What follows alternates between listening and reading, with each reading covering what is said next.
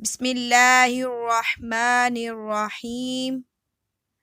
اللہ کے نام سے شروع جو بڑا مہربان نہایت رحم فرمانے والا ہے۔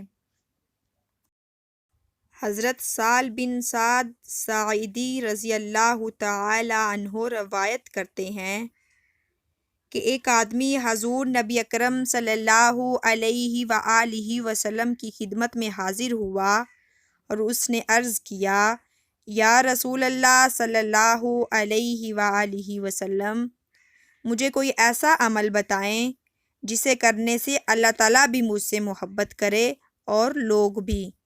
آپ صلی اللہ علیہ وآلہ وسلم نے فرمایا، دنیا سے بے رغبت ہو جا، اللہ تعالیٰ تجھ سے محبت کرے گا، اور جو کچھ لوگوں کے پاس ہے اس سے بے رغبت ہو جا، لوگ بھی تجھ سے محبت کریں گے۔